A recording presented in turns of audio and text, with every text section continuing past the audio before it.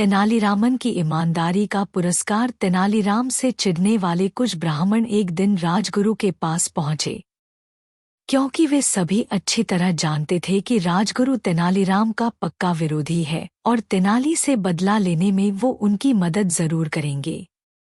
राजगुरु और ब्राह्मणों ने मिलकर सोचा, क्यों न तेनालीराम को अपना शिष्य बनाने का बहाना किया जाए। शिष्य बनाने के नियमानुसार तेनालीराम के शरीर को दागा जाएगा और इस प्रकार हमारा बदला भी पूरा हो जाएगा। फिर राजगुरु उसे निम्न कोटि का ब्राह्मण बताकर अपना शिष्य बनाने से इनकार कर देंगे। अगले ही दिन राजगुरु ने तेनालीराम को अपना शिष्य बनाने की बात बताने के लिए उसे अपने घर बुलवाया। चतुर तेनालीराम राजगुरु की बात सुनकर तुरंत समझ गया कि दाल में जरूर कुछ काला है। आप मुझे अपना शिष्य कब बनाएंगे? तेनालीरामन ने कुछ इस अंदाज में पूछा कि राजगुरु को उस पर बिल्कुल भी शक न हो। इस मंगलवार को मैं तुम्हें अपना शिष्य बनाऊंगा। उस दिन तुम स्नान करके मेरे द्वारा दिए गए नए वस्त्र धारण करके मेरे पास आ जाना। उसके बाद तुम्हें 100 स्वर्ण मुद्राएं भी दी जाएंगी। उसके बाद विधिवत तरीके से मैं तुम्हें अपना शिष्य स्वीकार कर लूंगा। राजगुरु ने कहा, ठीक है, मैं उस दिन आपके घर आ जाऊंगा। इतना कहकर तेनालीराम अपने घर चला गया।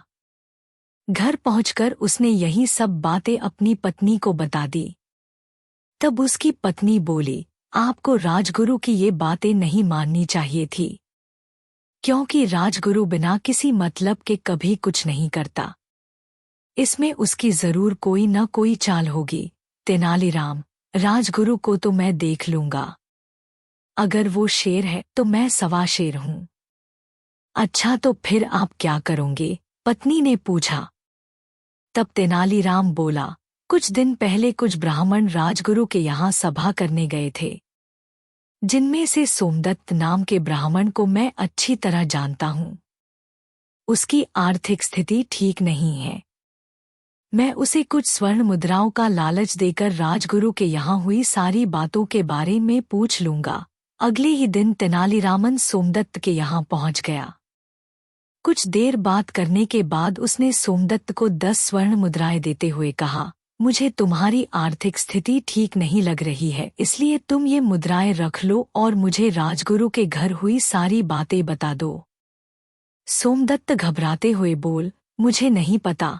तब तेनालीराम ने जोर देते हुए कहा, क्यों नहीं बता सकते? आखिर तुम भी तो उस सभा में उपस्थित थे। मैं किसी को कानों कान खबर तक नहीं होने दूंगा कि तुमने मुझे कुछ बताया है। तेनालीराम ने भरोसा दिलाया। तब जाकर सोमदत्त ने स्वर्ण मुद्राएं लेते हुए तेनालीराम को सभा में हुई सारी बातों से अवगत करा दिया।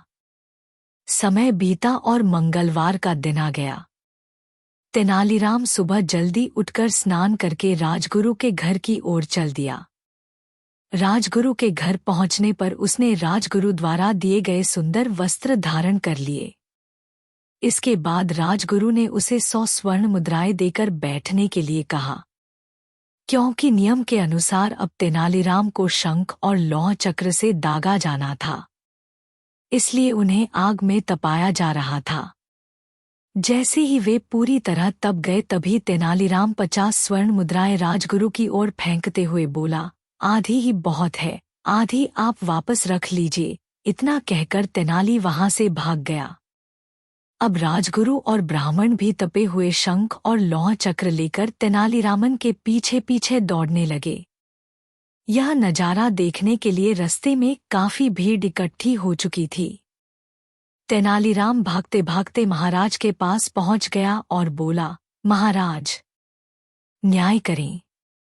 दरअसल मुझे राजगुरु का शिष्य बनाया जा रहा था कि मुझे अचानक याद आया कि मैं उनका शिष्य नहीं बन सकता, क्योंकि मैं तो निम्न कोटि का ब्राह्मण हूँ। वैदिकी ब्राह्मण ही राजगुरु का शिष्य बन सकता है। इसलिए आधी विधि होने के कारण मैंने 50 स्वर्ण मुद्राएं रख ली और 50 स्वर्ण मुद्राएं राजगुरु को वापस दे दी। फिर भी वे मुझे दगवाने के लिए मेरे पीछे आ रहे हैं।